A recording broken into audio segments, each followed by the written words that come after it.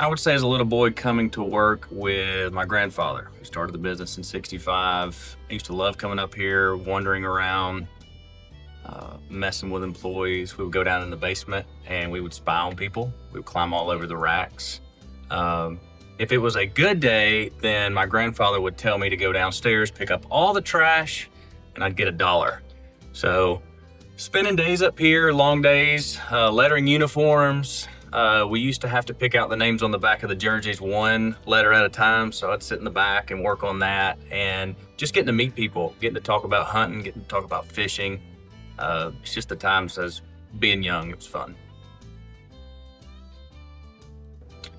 I would say when Governor Kemp came and signed the constitutional carry law into effect, we had built a relationship with him over the last few years as he was running in his second term, and he had called Rome and said, hey, we want to do this here. And so it meant a lot for small business, just to see politicians and friends and judges and law enforcement agencies, everybody just coming together. It was such a neat day. Another event I would say was the 50th anniversary when we had that ribbon cutting. We were able to have Clark here and Jimmy here and a lot of family. My grandmother was here as well, who was very pivotal in the business when we started it. So those are just a few that come to mind.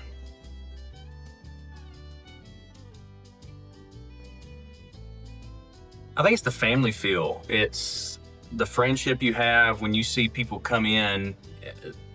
They're not just a dollar figure walking in. They are someone that we build a relationship with. It's people that you spend life with. We have people that come in that we go to church with, we go to school with, that our spouses may work with, and you just build a community, and you have a store that's been able to last 60 years because you have that community feel where somebody can walk in, can carry on a conversation, does not have to buy anything. They can just talk about life, talk about whatever's going on.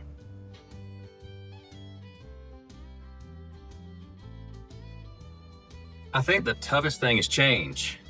You can look at any business, you can look at anything in life. If you're not changing, then you're going out of business. What was relevant to customers 20 years ago is not relevant to customers now. So you have to find things that are popular. You have to find things that are on the newest trend and try to be competitive. The e-commerce was a big struggle for us. We were late getting into the e-commerce game, but COVID kind of pushed everybody into that. And that's been a big struggle. Buying power has been tough because when you're competing against large big box stores that buy a lot more than you do, sell a lot more, the challenge is tough. So that's where we have to come in and not just be aggressive in our pricing, but then we have to have the knowledge behind the product, and that's what makes us different. Working with family is, it can be good and bad. But I would say for us, we've been very blessed to have, I'll just say, team players in the business. For a long time, it was my dad, Bobby, Rome, and I. And communicating well, always making sure that we had at least one person up here to be able to make decisions. Working with family is good.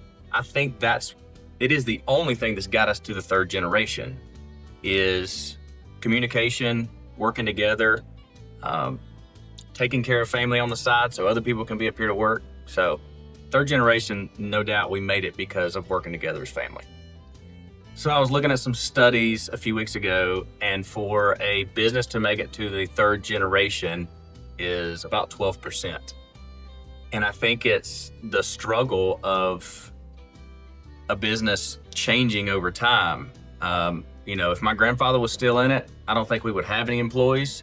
And just everything is different. You have the technology curve where it's just hard and you're having to stay relevant. For years, I think he showed me, even sitting in his office at a young age, you had to create relationships to be successful. People are not going to come in and just buy your product because you're here. At this day and time, they can shop anywhere. They can shop online. Why go to Gable Sporting Goods? Because you can walk in and carry on a conversation. You can have that relationship. And one of the things that he passed on, and we're seeing this as we continue to grow in other areas of the corporate world and stuff like that, is it's not what you know, it's who you know. That's going to open the doors for you in the future. The business is built on relationships for retail, but also outside of our business. That's where we're growing, is making new contacts, making new friends, and building from there. I'm over the team sale division, which is the uniform aspect. We service probably 100 different schools in the Atlanta area. I oversee the corporate side of business, where we do corporate uniforms for large customers like Print Pack and Grady Hospital. We do Yancey Caterpillar. There's a lot of different big businesses that we do. That's the area that I love seeing us grow, and being able to show people that that's the direction that we're taking as a business. So that would be the fourth generation. Well, my kids love it. I think that's another perk of the business is they come up here with me on the weekends, and they've learned to sell stuff. They've learned to build relationships with other customers. My hope is that if they want to stay in the business and do it, that they would enjoy it. They would see that it's hard. I think business anywhere is hard. I think a lot of our customers from the outside look in, just think it's easy. It's easy business. They see money go into the register and they think it just goes in your pocket. Business doesn't work like that. So I think they, as a fourth generation coming in, they're going to have to be on the up and up for the technology curve. You see so many different things coming in now that were not even in the realm 5 years ago. So if they do it, I think they'll be successful at it and they'll do well, but I plan on staying in it for a while. So